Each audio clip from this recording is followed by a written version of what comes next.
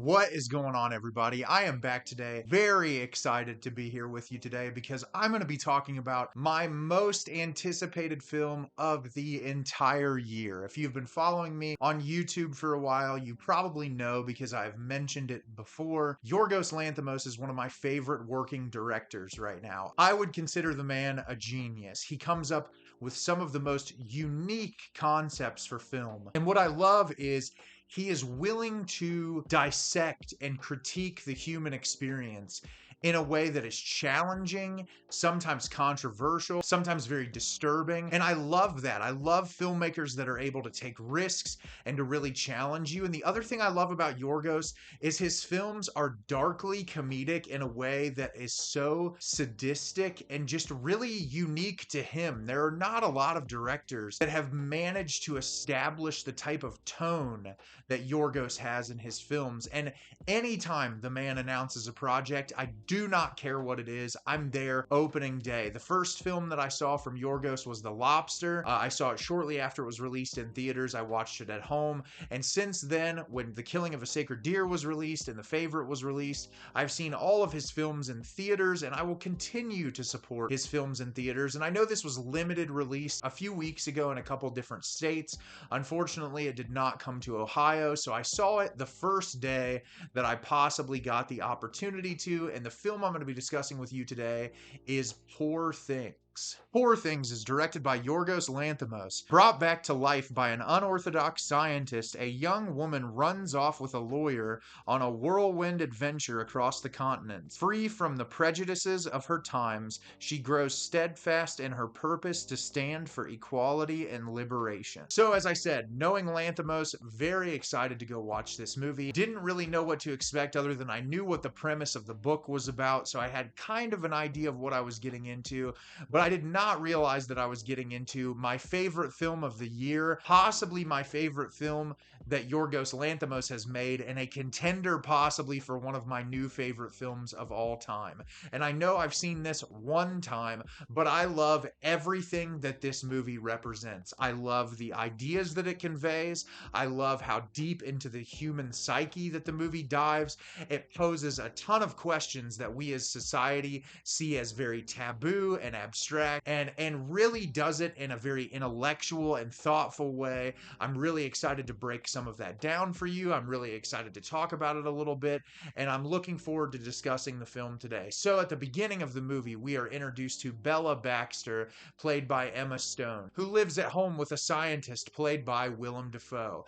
And we see Willem Dafoe's character does these really strange experiments. He has all these like hybrid animals running around the house. And Bella does not operate like a normal person. We see very early on that she is very childlike, the way that she eats food. She can't really string a sentence together normally. The way she walks is very much like an infant. And so you're questioning at the beginning of the film, what is going on with her? Early on, we're introduced to Max, played by Ramy Youssef, who is in this study program with Willem Dafoe's character. And Willem Dafoe's character says, "Hey, I have something that I can have you work on. I think I can see elements of genius in you, amidst the fact that you're not that impressive." And so he brings him there to kind of document Bella, to see how she grows and how her intelligence builds. And we can see that day by day, Bella starts to understand more about the world. She starts to develop speech a little bit more, and Max's character becomes infatuated with her to the point where Willem Dafoe's character says, "You two should get married." Well, she gets cognizant enough to be like, "I want to experience the world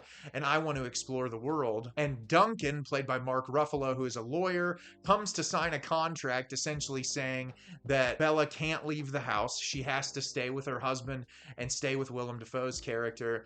And he becomes infatuated with her and decides to run away with her. And the entire film is Bella kind of on this adventure of self-discovery, learning more about the world, building up her intelligence, and us finding out what exactly Bella is, what is going on with her, the experiment that she was a product of, and the film takes us on that journey. So as I said, this movie is brilliant. One of the best films of the year. And the first thing I want to talk about is the performances. Emma Stone, hands down, probably the performance of the year next to, I just talked about the Iron Claw. Zac Efron's performance is amazing.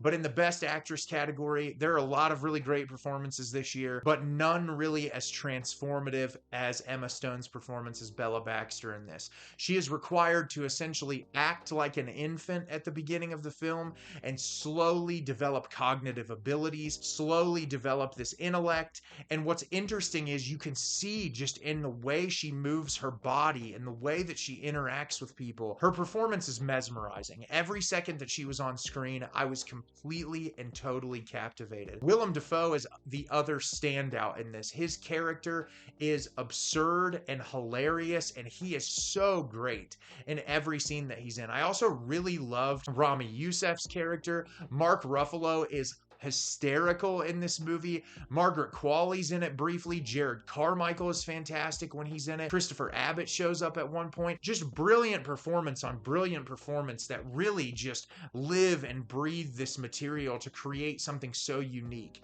Second, I want to talk about the cinematography and the production design. I am always just blown away at the visual style that Yorgos Lanthimos pulls off in his movies. This is his most impressive. I can't even begin to describe how fantasy-like a lot of it looks. It's really interesting. At the beginning of the film, everything is in black and white, and it's very much presented to you in a really straightforward way. There are comedic moments. There are moments that you really feel Yorgos' style, but it's very much Bella in her infancy stage. And as soon as she gets the opportunity to go into the world and explore the world, that black and white shifts into vibrant colors. And there's all these elements to the world that feels so otherworldly and unnatural. Even like the way that the ship looks that they travel on at one point. There's all these different methods of transportation that look really unique. And the attention to detail in every element in this movie is incredible. Costume design in this, some of my favorite of the year. The outfits that Emma Stone wore, brilliant. Just every single one, there was such a uniqueness to the costume design. And if this movie doesn't get a nomination or an Academy Award for Best Costume Design, I'm going to be shocked because it was just incredible, the attention to detail. The score to this film is very unique. It's utilized in perfect moments. There's all these really strange sounds cued in that I feel like accompany the mood of the scene perfectly. Or like there'll be a joke or some kind of punchline inserted in where they'll add that little bit of score in the background, and it just complements it perfectly. And what I said I love the most about this movie is all of the different ideas that the film explores, because it's essentially like an infant inside of an adult body, and it's this child's brain growing into an adult, and we're seeing it in more rapid time. This is a very fantasy film, so it's not like it's a child stuck in a child's body. It's someone growing at a rapid rate. And so we're watching this woman kind of learn about the ways of the world. And what impressed me so much is the amount of ground that Yorgos covers in this film. For starters, power dynamics between men and women and misogyny against women is really prevalent throughout the entire runtime, and how controlling men are of Bella even early in her infant stages, and that they know what's best for her, and they think that any decision that they make is going to be what's best for her life, and she knows what's best for her is what's best for her. And so it's really interesting to see that contrast. Then there's the sex positivity element of the film. Bella discovers sex early on.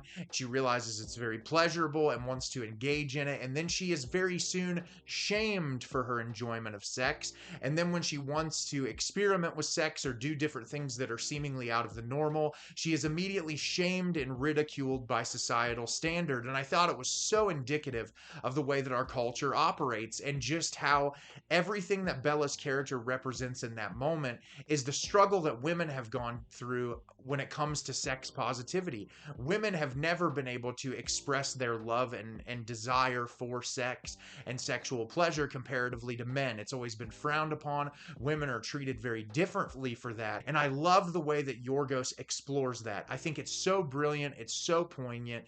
He also explores the disparity between the wealthy and the lower class and the effects of that. And then the ideas of the wealthy wanting to help the lower class and how those ideas clash. And it's really fascinating, the specific moments that he uses throughout the film to kind of explore that. And then there's this larger conversation about science and science pushing moral boundaries. Are you willing to cross a so-called moral boundary that society has set forth in order to gain scientific knowledge, and what is going too far? And I thought that that was brilliantly explored as well. And Emma Stone's character really takes a lot of time with each and every one of these ideas. And although it's not always through expositional dialogue, there are just moments between characters and minimal interactions that have these questions linger on your mind for long periods of time.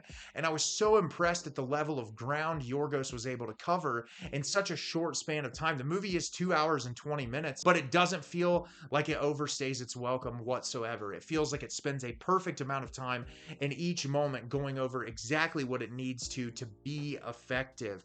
And the thing is, it has a lot of serious topics it covers, but it's always funny. The dark comedy always comes through amidst some of the more serious and dramatic moments. And Yorgos has done that his entire career, been able to juggle those really comedic beats with the very dramatic undertones that the film has. And I just feel like this film is his most effective at conveying all of those underlying themes while also being incredibly entertaining. And that's what we look for in film. As someone like myself who absolutely adores watching movies, I look for films that challenge myself, that make me think, that aren't just like, you know, cut and dry. I like cut and dry movies, but I like movies that make me think. And I also like movies that are entertaining. And the fact that this is a movie that is entertaining, thought-provoking, with a ton of cultural commentary laden throughout, it's just the best experience I've had watching a movie this year. And I don't think anything else would come anywhere close to touching it. There are moments that felt like Kubrick in this film in the way that it's shot, and that is one of the highest compliments that I can pay a filmmaker.